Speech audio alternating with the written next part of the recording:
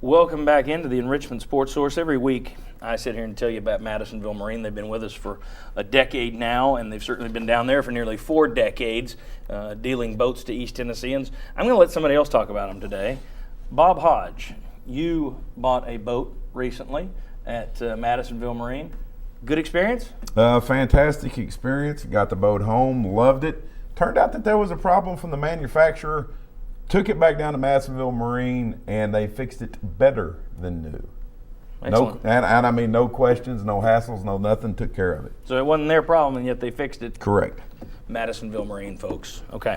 For all the talk of how bad Tennessee looked against Auburn and Missouri, it wasn't kind of obvious looking last night at the speed on the field in the Georgia Dome. Tennessee didn't have. How fast was Tennessee's fastest man compared to? We were talking about this yesterday. The 10th fastest man for Auburn. I mean, nothing against Rajon Neal and Marlon Lane. Trey Mason looked like he was shot out of a cannon every time he touched the football. Well, he only rushed for, 304 yards or something? Yeah. I mean, they held him under 310. I mean, you look at that speed, and I mean, isn't that clearly, if you're Tennessee right now, and I know you got to fill up your offensive and defensive lines, but I haven't pushed that aside. Speed. That's the number one thing you got to do to catch up.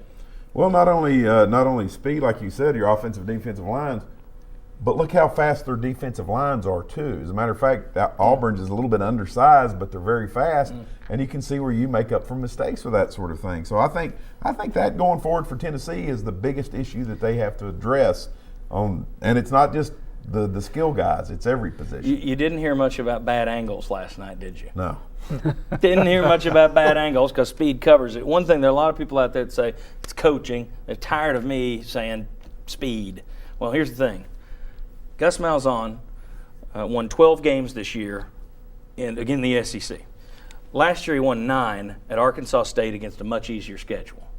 He had more talent this year. So even against a better schedule, if anything, if it's just coaching, same coach, same system, lesser players, won 9 games last year. Better players, same system, same coach, wins 12 games this year against a tougher schedule. I think that's about as good an argument as you can make in terms of it's the talent. You got to have coaching, there's no question, but speed, you cannot coach speed. The reason that's an old cliche, because it's true.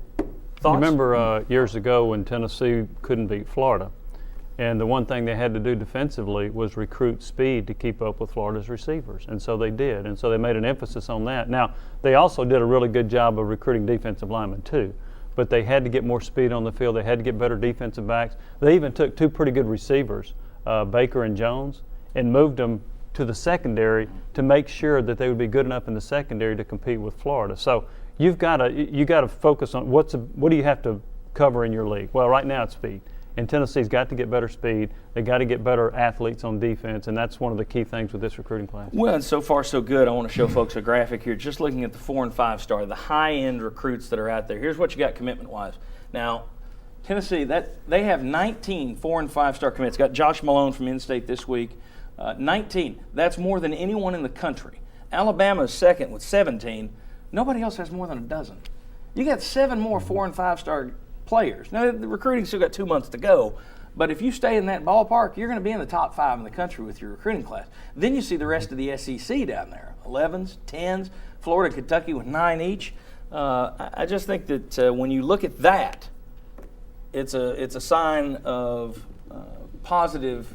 Yeah. It's a positive sign moving forward. Not immediately, but moving forward. You got to look at who you got to beat, who you got to play. SEC Eastern Division is who Tennessee's got to beat and who they've got to play, and you see if they've got 19, Georgia's got 11, Florida's got 9. Well, that gives you hope that you're actually gaining some ground. And you also have to look, too, at the stability of a lot of the programs you're recruiting against. They've had 3 and 4 consecutive recruiting classes that have had that kind of speed.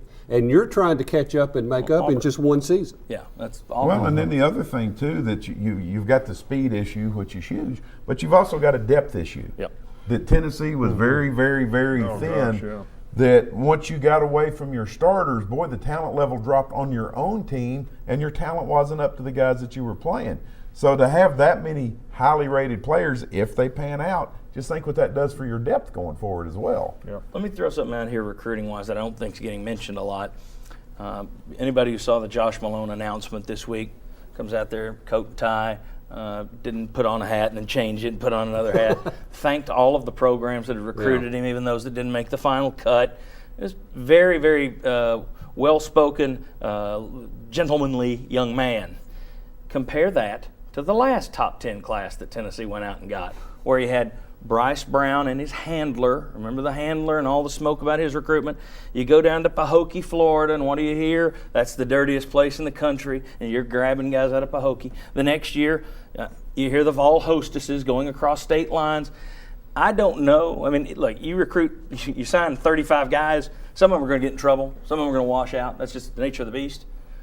But I think you stand a better chance by recruiting good kids that are also good players rather than the Ed Orgeron approach, which he said at the quarterback club, we're not after angels. Well, that also means you don't have to go out and sign a bunch of devils either. So I think that's a positive, though. When you look at the kids he's recruiting, and some of that's because they're UT legacy in a lot of these kids, but I think that's a note on this recruiting class that's not being talked about. They're not involved in these dirty recruitments. Well, that's a good point. And also, in following this, I don't know that many of them that have academic problems either. And it's highly unusual that you're recruiting this many that can be midtermers. They're looking at getting 14 guys that are midtermers, and I got a list of 16 of them that could qualify at midterm, which gives you an indication. If you're a midterm guy, typically you're a pretty decent student, aren't you? Now, doesn't that also dispel another myth that Tennessee has become the Yale of the South and you can't get good kids in here anymore? Doesn't it? I mean, he's getting a lot of smart kids. He's also got more 4 and 5 stars than anybody else in the country. I just think the academic thing, there was an issue. There was a part of that was true, but it was blown way out of proportion and used as a crutch. Yeah. All right. When we come back, Butch's zone read. Can you run out of it? Been a lot of debate now that Tennessee had one bad year in the spread. People say, chuck it, go to a power I formation. We'll discuss. Come on back.